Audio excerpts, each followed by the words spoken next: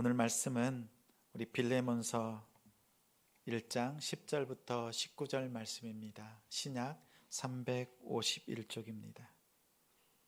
신약 351쪽 빌레몬서 1장 10절부터 19절까지.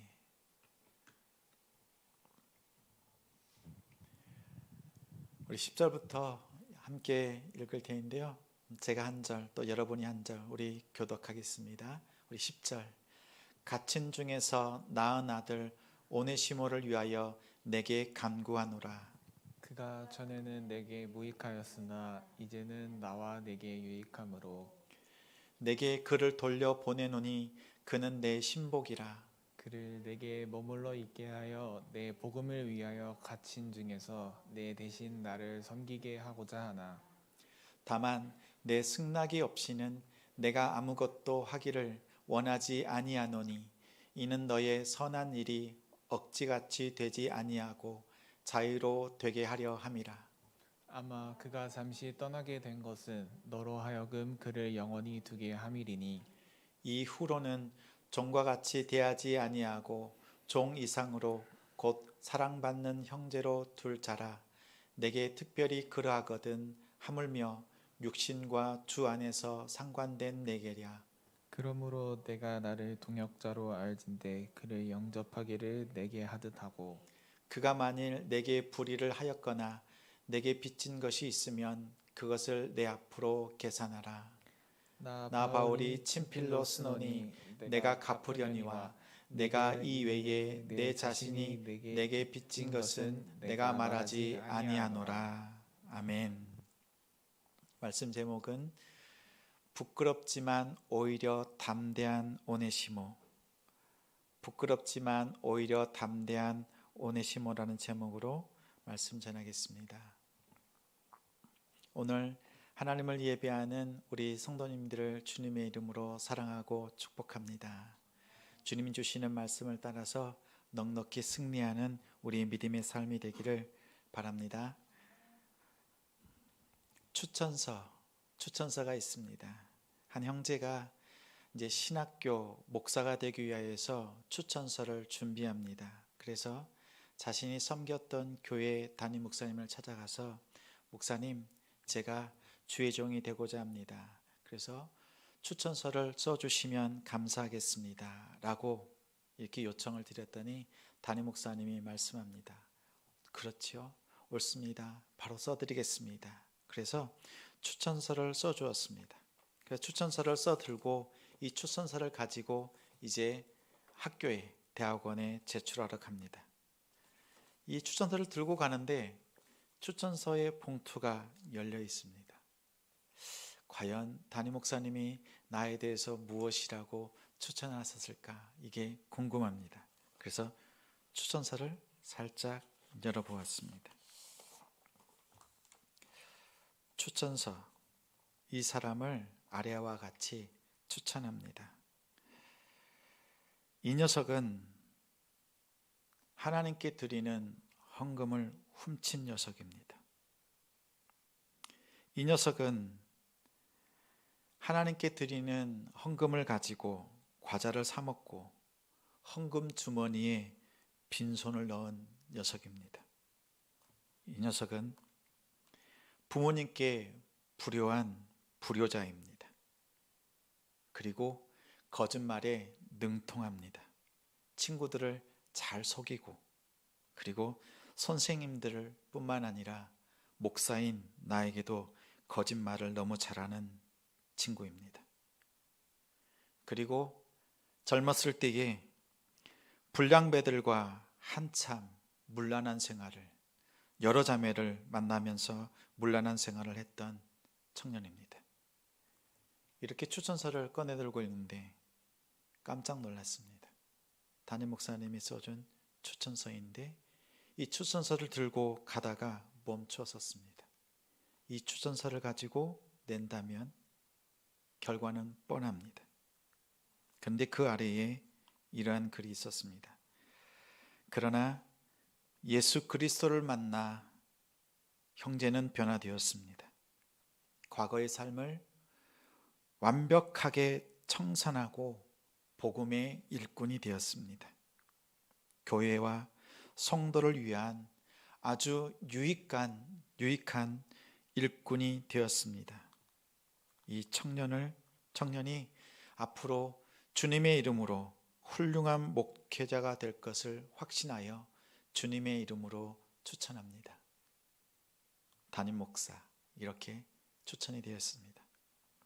조금 전까지 앞에 있었던 내용을 돌아보면 부끄럽습니다. 그러나 예수 그리스도를 만나고 난 뒤에 변화된 그 내용을 생각하니 이 추천서가 아주 효과가 있을 것 같습니다. 마치 오늘 빌레몬서는 마치 이 추천서와 같습니다. 오네시모가 복음으로 변화되었습니다. 그리고 오네시모가 주인인 빌레몬에게 가기 위해서 이 바울의 추천서를 들고 갑니다.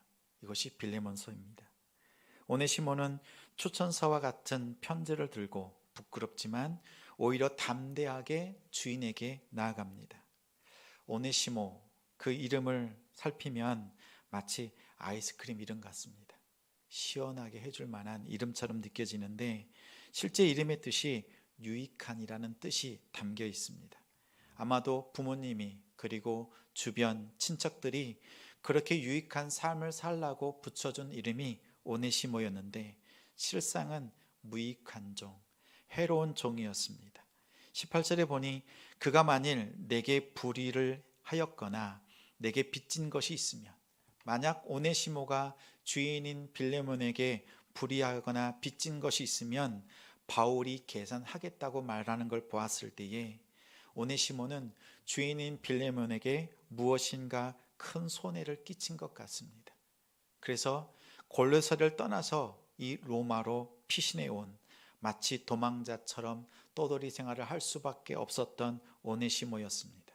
그는 지난주 말씀처럼 한 달란트 받은 자, 주인의 기쁨을 위해서 열심히 애쓴 것이 아니라 오히려 주인에게 막대한 손해를 끼쳤던 자입니다.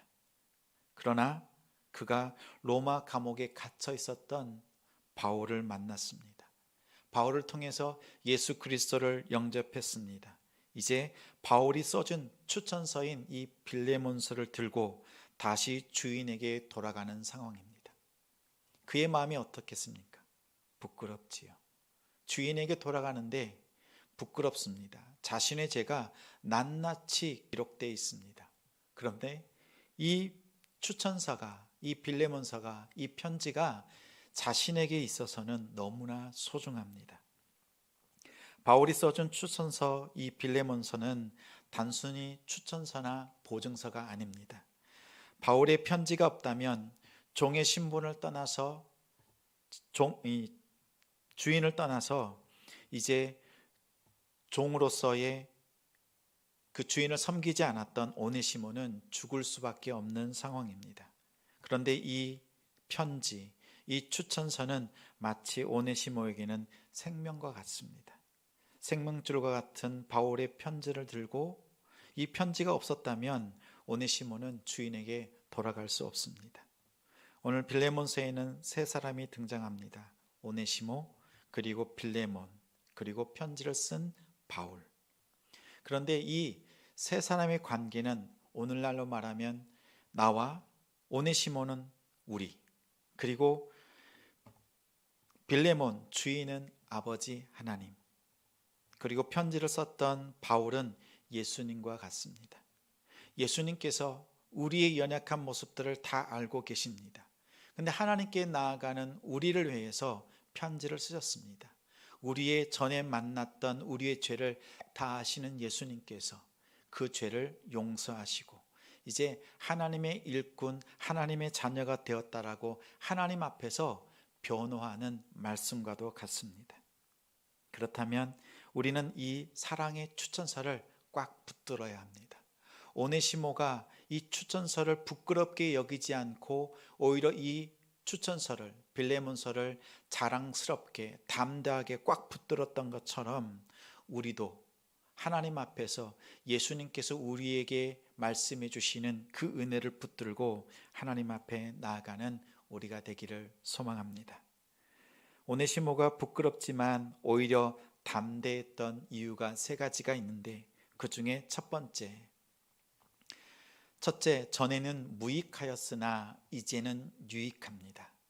우리 10절부터 12절, 갇힌 중에서 낳은 아들 오네시모를 위하여 내게 간구하노라. 그가 전에는 내게 무익하였으나 이제는 나와 내게 유익함으로 내게 그를 돌려보내노니 그는 내 신복이라. 전에는 무익했으나 이제는 유익하다. 이 고백은 바울 자신의 고백이기도 합니다.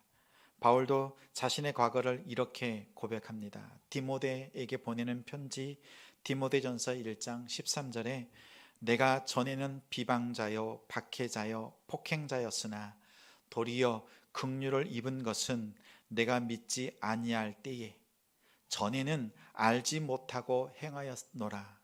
예전에는 예수 그리스도를 만나기 전에는 비방자, 박해자, 폭행자였습니다. 그러나 이제는 우리 주 예수 그리스도의 은혜 안에 있는 믿음과 사랑과 함께 넘치도록 풍성합니다. 바울도 전에는, 그러나 이제는 예수 그리스도를 만나고 난 뒤에 변화되었습니다 말합니다. 전에는 율법의 무익한 종이었지만 이제는 복음의 유익한 종으로 변화되었다고 고백했습니다. 그와 마찬가지로 로마 감옥에 갇혀 있었던 바울을 통해 예수 그리스도를 만난 오네시모도 전에는 무익하였으나 이제는 나와 우리 모두에게, 교회와 성도들에게 유익한 사람이 되었다고 말합니다. 오네시모의 이름이 유익하다는 뜻이는데 그의 이름처럼 예수 그리스도를 만나 유익한 사람이 되었습니다. 그러면 이렇게 바울이 오네시모가 유익한 사람이 되었다고 말하는 그 증거가 무엇일까요? 바울의 심장과 같은 사람이 되었습니다. 12절에 내게 그를 돌려보내노니 그는 내 신복이라. 오네시모는 바울의 신복이 되었습니다. 오직 복음을 위하여 복음을 전하는 바울의 마음, 깊은 마음이자 심장과 같은 사람이라고 바울은 증거하고 변호했습니다. 심장과 같은 사람, 신복 이러면 아브라함이 생각납니다. 아브라함이 아들이 없을 때에 자신의 모든 유산을 물려줄 만한 사람, 그만한 사람, 그런 종으로 살펴봤더니 엘리에셀이라는 종이 있었습니다. 그렇게 아브라함의 신복이었습니다. 또한 모세에게는 평생의 동역자여 40년의 광야 생활을 함께했던 여호수아, 그는 모세의 신복과 같은 사람이었습니다. 그리고 다윗에게도 신복이 있었습니다. 블레셋과의 전쟁 중에서 다윗이 이렇게 혼잣말로 말했습니다. 저 베들레헴 성문 곁에 있는 우물물의 물을 마시고 싶다. 이렇게 독백하는 것처럼 혼잣말을 했을 때에 그 옆에 있었던 요셉 바세밧 그리고 엘르아살 삼마라고 하는 세 명의 용사가 죽음을 무릅쓰고 우물물을 길러서 다윗에게 바쳤습니다. 그 세 용사가 길러온 그 우물물을 다윗은 마실 수가 없었습니다. 자신의 생명을 다하여서 자그마한 혼잣말을 듣고서도 이렇게 충성을 다하는 그들의 생명과 같은 그 우물물을 마시지를 못했습니다. 이처럼 신복은 자신의 심장과 같은 그 깊은 마음을 알아차리는 사람입니다. 근데 오늘 오네시모가 바울의 심장과 같은 사람이 되었습니다. 바울의 심장은 사실 자신의 심장이 아닙니다. 빌레몬서 1장 8절에 바울은 이렇게 고백합니다. 내가 예수 그리스도의 심장으로 너희 무리를 얼마나 사모하는지 하나님이 내 증인이시니라. 바울은 예수 그리스도를 만나기 전에는 딱딱한 심장이었습니다. 그러나 예수 그리스도를 만나고 난 다음에 그의 심장은 이렇게 두근두근 뛰는 그리스도의 심장이 되었습니다. 바울의 심장은 그리스도의 심장으로 바뀌었고 또 오네시모의 심장도 예수 그리스도를 만나고 난 뒤에 그리스도의 심장으로 바뀌었습니다. 저도 주님의 신복, 주님의 심장이 되길 원합니다. 우리가 천국에 들어갈 때에 주님은 우리를 살필 것입니다. 우리 안에 심장이 그리스도의 심장인지 아니면 예수 만나기 전에 딱딱해진 그 심장인지 주님은 확인할 것입니다. 그리스도의 심장을 가진 자가 천국을 들어갑니다. 이처럼 오네시모는 그리스도의 심장을 가진 자였습니다. 또 우리 사도 바울은 또 자랑합니다. 주인 빌레몬처럼 복음의 동력자가 되었다고 증거하고 변호합니다. 세번역으로 13절을 보면 나는 그를 내 곁에 두고 내 복음을 위하여 갇혀 있는 동안에 빌레몬 그대를 대신해서 나에게 시종 들게 하고 싶으나, 빌레몬이 바울을 섬기는 것과 같이 오네시모가 바울과 복음을 위하여서 섬기는데 그 주인 빌레몬과 똑같은 심정으로 그렇게 동급으로 이렇게 복음과 바울을 섬기고 있다고 바울은 증거합니다. 오네시모는 누군가에게 무익한 사람이 아니라 해를 끼쳤던 그가 이제는 그리스도 안에서 완벽하게 변화되었을 뿐만 아니라 이제 복음의 동력자로, 바울의 동력자로, 바울 가장 가까운 곳에서 바울과 함께 동력자로 서 있음을 변호하고 있습니다. 이것은 나의 고백이 아니라 오늘 편지에서 바울의 증언입니다.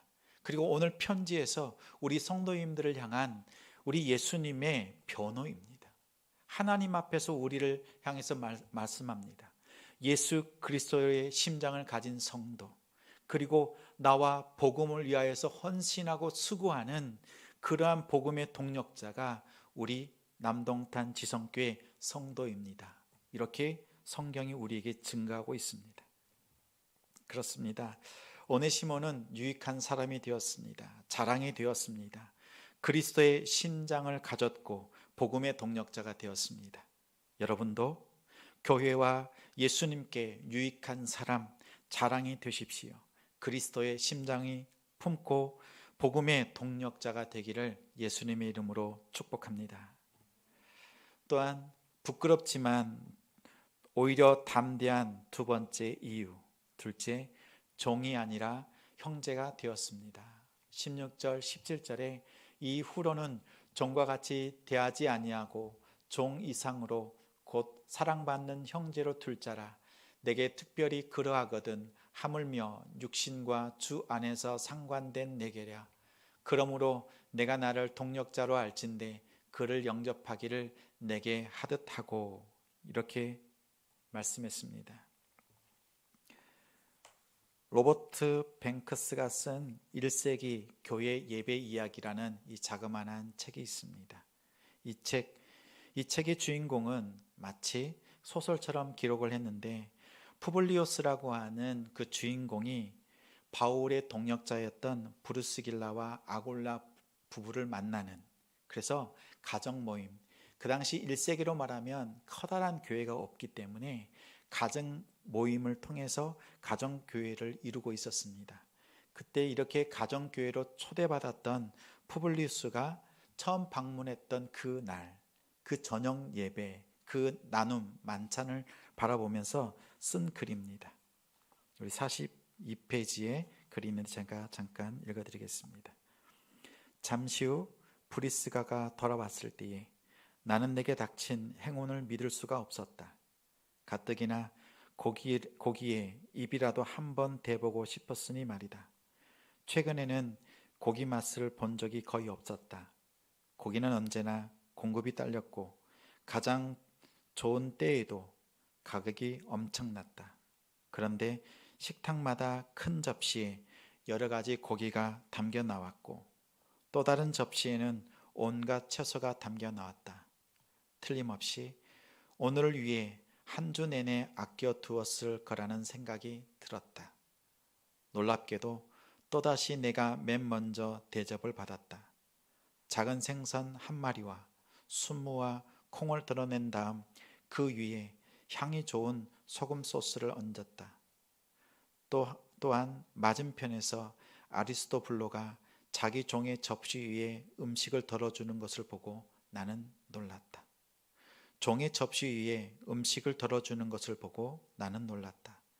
음식을 덜어주는 데에 그치지 않고 자기 것과 똑같은, 정확히 똑같은 종류를 똑같은 양으로 담았다. 내가 자라면서 본 경험에 의하면 해방된 노예라 할지라도 그에게는 귀빈에게 주는 것보다는 덜 좋은 음식과 덜 좋은 포도주를 주고 그릇마저도 다른 그릇을 내어 주었다. 종들은 식당 밖에서 먹는 것이 상례였다. 1세기의 가정교회의 모습을 묘사한 내용이었습니다. 해방된 종이지만, 해방된 사람이지만 그 사람들이 가정교회 안에서 어떠한 대우, 종과 주인의 차별이 없는 초대교회의 모습을 묘사했습니다. 우리 대한민국도 100년 전만 해도 주인과 종의 신분제도에 기반한 사회였습니다. 전북 금산, 그 금산에 있었던 금산교회의 이야기입니다.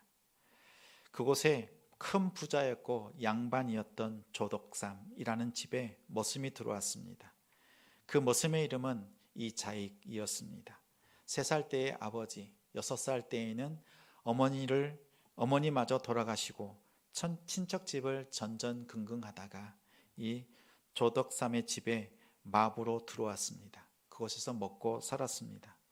그러던 중에 1905년 우리 10월 달에 테이트라고 하는 선교사님을 통해서 복음을 들었습니다. 그리고 예수 그리스도를 영접했습니다. 그리고 주인이었던 조덕삼과 마부, 종이었던 이자익, 그리고 박서희라는 3사람이 세례를 받았습니다. 주인이었던 조덕삼, 이자익은 이후에 집사로 임명되었습니다. 그로부터 2년 뒤에 1907년에 장로 선거를 했습니다. 그 자그마한 교회에서 장로 선거를 한 결과 조덕삼이 당선되지 않고 머슴이었던 이자익이 장로로 피택되었습니다. 이때에 조덕삼 집사가 이렇게 말합니다. 이것은 하나님의 뜻입니다. 받아들일 뿐입니다. 저는 잘 섬기겠습니다. 그는 주님의 말씀이라면 그대로 순종했습니다. 그리고 이 장로가 된 머슴이었던 자신의 종이었던 이자익을 섬겼습니다. 그리고 다음 해에 조덕삼 집사도 장로가 되었습니다. 그리고 이자익 장로가 신학 공부를 마치고 목사 안수를 받자 그 종이었던 그 이자익을 금산교회 담임 목사로 청빙하여서 그를 목사로, 목회자로 섬겼습니다. 주인과 종이 하나가 된 공동체, 이것이 교회입니다. 주인과 종이라는 차별이 있었던 그 신분제도가 그대로 있었지만 교회 안에서는 차별이 없는, 오히려 더 섬기고 하나 되는 공동체의 모습이었습니다. 오늘 빌레몬과 오네시모가 함께하는 이 가정교회가 이러한 공동체였습니다. 우리는 모두 형제입니다. 우리는 모두 형제입니다. 아들이 초등학교 때 저에게 이렇게 물었습니다. 아빠는 하나님을 무엇이라고 불러요? 아버지라 부르지. 그러면 저도 하나님을 아버지라고 부르는데, 그러면 아빠도 하나님을 아버지라 부르고, 나도 아버지라고 부르면 아빠와 저는 어떤 관계예요? 형제네요. 형이네요. 이렇게 저에게 말했습니다. 이때가 초등학교 때였거든요. 근데 얼마 전부터 아들이 저한테 이렇게 부릅니다. 목사형이라고 부릅니다. 근데 이것이 무리하게 들리지 않습니다. 얼마나 사랑이 가득 담겨 있는지 그것이 고스란히 느껴집니다. 때로는 목사형의 까칠한 성격을 받아내느라고, 그 까칠한 소리를 받아내느라고 무척 힘들 테인데, 요즘 저에게 친근하게 다가오는 아들이 그 형제가 아주 사랑스럽습니다. 우리는 주 안에서 한 형제요 한 자매입니다. 때로는 우리의 눈에 형제의 연약함이 보일 때에 그 연약함을 품어주십시오. 또 자매의 부족함이 보일 때에 그 부족함을 채워주십시오. 연약함이 보일 때 채우기 위해서 보여주셨고, 또한 부족함이 보이게 하신 것은 여러분의 것을, 내 것을 그 자매에게 채워주도록 주님께서 보여주신 것입니다. 교회 안에서의 사랑과 연합, 섬김을 회복해야 합니다. 우리 교회가 이러한 교회가 되기를 소망합니다. 여러분이 그러한 교회를 만들어 주십시오. 함께 형제되고 함께 자녀된 자매가 되는 그러한 교회를 만드는 우리가 되기를 소망합니다. 우리는 종이 아니라 형제입니다. 또한 부끄럽지만 오히려 담대한 이유 세 번째, 용서받았으니 용서하고 사랑합니다. 19절에 나 바울이 친필로 쓰노니 내가 갚으려니와 내가 이 외에 내 자신이 내게 빚진 것은 내가 말하지 아니하노라, 이렇게 말씀했습니다. 유대인들의 관습의 용서, 최고의 용서는 3번 용서하는 것입니다. 3번 용서. 개인적으로 용서하고 친구들과 같이 가서 용서하고, 이제는 교회 차원에서 큰 공동체 차원에서 찾아가서 용서합니다. 그런데 이 용서를 빌지 않고 용서를 베푸는데 그 죄를 인정하지 않으면 그 사람은 내치게 됩니다. 공동체에서 이제 떨어져 나가게 됩니다. 그래서 3번의 용서가 최고의 그 유대인들의 관습이었습니다. 그런데 마태복음 18장 21절에 베드로가 예수님께 이렇게 묻습니다. 예수님, 누군가 형제가 죄를 짓는다면 우리가 몇 번 용서하면 되겠습니까? 유대인의 관습에는 3번이지만 예수의 제자된 저는 7번까지 용서해 보겠습니다. 이렇게 얘기하자 예수님께서 이렇게 말씀합니다. 7번 뿐만 아니라 7번을 70번까지라도 할지니라. 7번을 70번까지 곱하면 얼마입니까? 490번. 그러면 예수님의 말씀의 뜻이 그러한가요? 490번까지는 딱 용서하고 491번째에 그때에는 용서하지 않아도 된다는 뜻일까요? 아니면 계속 용서하라는 의미일까요? 예수님께서 490번을 용서하라고 말씀하시고 난 뒤에 천국 비유로 이렇게 말씀합니다. 한 임금이 있었다. 그런데 그에게는 종들이 있었는데 1만 달란트 빚진 자가 있었다. 우리 1달란트가 그 사람이 16년 동안, 오늘날로 말하면 25년 동안 일해야 될 정도의 그런 큰 비용이었는데 1달란트가 아니라 1만 달란트입니다. 그러면 어마어마한 죄를 지었다. 그리고 도저히 갚을 수 없는, 생명으로도 갚을 수 없는 상황이었던 것을 알려줍니다. 그가 주인에게, 임금에게 용서를 구하자 그 주인이 용서해 주었습니다. 모든 빚을 탕감해 주었습니다. 이제 탕감받고 이제 자신의 집으로 가는 길에 자기에게 100데나리온 빚진 사람, 100데나리온이면 3개월 조금 넘는 품삯입니다. 그 3개월 조금 넘는 4개월 정도 되는 그 품삯을 빌려줬는데 갚지 않은 동료를 만났습니다. 그를 만나자 갚으라고 채권합니다. 빨리 갚아. 그리고 갚지 않자 어떻게 합니까? 옥에 가두었습니다. 이 모습을 바라보았던 다른 동료들이 임금에게 찾아가서 이 사람이 행한 일을 고합니다. 그랬더니 임금이 그 녀석을 당장 잡아오라 말씀합니다. 그리고 이렇게 말합니다. 내가 너를 불쌍히 여겨서 모든 빚을 탕감해 주었는데 너는 너의 동료 100데나리온 빚진 자를 용서하지 않았으니 내가 너에게 용서해 주었던 그 용서를 취소한다. 용서가 취소되었습니다. 용서하지 않자 용서가 취소되었고 그는 감옥에 갇혔습니다. 이 비유의 말씀을 하신 이유가 무엇일까요? 계속 용서를 해야 된다는 뜻일까요? 저는 자주 착각했습니다. 내가 용서를 할 수도 있고 용서를 하지 않을 수도 있다. 용서를 할 수도 있고 안 할 수도 있다. 나의 선택에 달려 있다고 생각했습니다. 근데 오늘 비유의 말씀을 보면 490번을 용서하고 또 용서받은 자가 다른 사람을 용서하지 않으면 용서가 취소된다는 것을 보니 이것은 선택이 아닙니다. 무조건 용서를 하라는 뜻입니다. 사실 죄를 용서하는 것은 우리가 하는 일인가요? 아니면 하나님이 하시는 일인가요? 저는 착각했습니다. 용서를 내가 할 수 있는 것이라고 생각했어요. 근데 죄에 대한 용서는 오직 하나님만이 하실 수 있습니다. 이렇게 용서하지 않으면 용서가 취소된다는 것은 더 높은 차원의 말씀입니다. 죄에 대한 용서는 하나님께서 하실 테이니 우리는 어떻게 해요? 무조건 용서하는 것입니다. 그리고 용서는 선택이 아니라 오히려 우리는 이제 사랑만 해야 될 존재라고 성경은 말합니다. 임금이 용서한 사람을 용서하지 않으면 용서가 취소됩니다.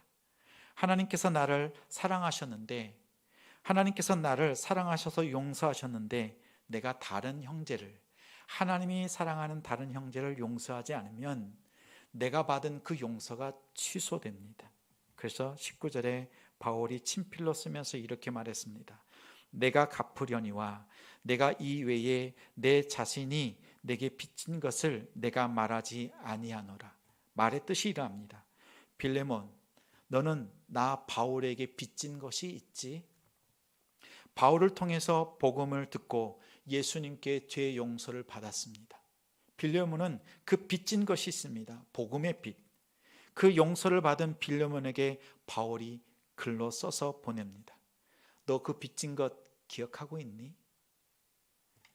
그러면서 20절에 이렇게 말합니다. 오 형제여, 나로 주 안에서 너로 말미암아 기쁨을 얻게 하고 내 마음이 그리스도 안에서 평안하게 하라.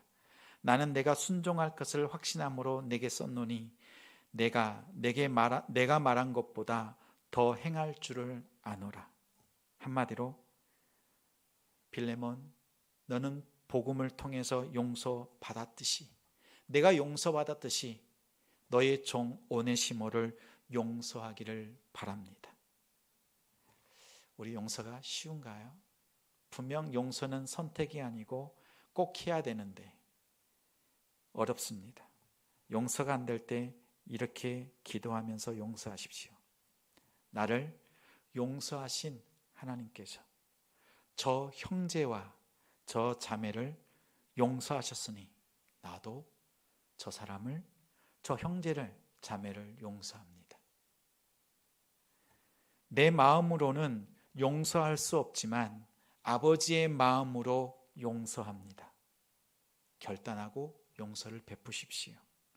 주기도문에서도 마태복음 6장 12절에 이렇게 말씀합니다. 우리가 우리에게 죄 지은 자를 사하여 준 것 같이 우리 죄를 사하여 주옵소서. 우리가 누군가의 죄를 용서해 준 것처럼 우리의 죄를 용서해 주옵소서라고 말씀합니다. 마태복음 18장 35절에 너희가 각각 마음으로부터 형제를 용서하지 아니하면 나의 하늘 아버지께서도 너희에게 이같이 하시리라. 이 말씀을 바꾸어서 읽습니다. 우리가 각각 마음으로부터 형제와 자매를 용서하면 너희 하늘 아버지께서도 우리에게 이와 같이 하시리라. 여러분 안에 오네시모가 있지요? 그 오네시모는 내 마음에 상처를 주었던 어떤 사람, 아버지, 어머니, 때로는 아들과 딸, 그리고 이웃, 직장 동료 등 다양한 모습으로 우리에게 오네시모로 내 안에 남아 있습니다. 도저히 용서할 수 없는, 용서가 되지 않은 과거의 일이라도 이 시간 용서하십시오. 내 마음에 떠오르는 그 한 사람, 그 사건을 주님의 이름으로 용서하십시오. 그리고 더 이상 용서가 선택이 아님을 기억하고 주님의 이름으로 이제 사랑하십시오. 말씀을 정리합니다. 부끄럽지만 오히려 담대한 오네시모는 첫째, 전에는 무익하였으나 이제는 유익하다고 하는 이 성경의 말씀, 예수 그리스도의 이 확실한 변화가 있습니다. 둘째, 종이 아니라 형제라고 말합니다. 우리는 종이 아닙니다. 이제는 형제가 되었습니다. 셋째, 용서받았으니 용서하고 사랑하십시오. 용서받았으니 거저 용서하고 이제 사랑하는 그 모습을 회복하십시오.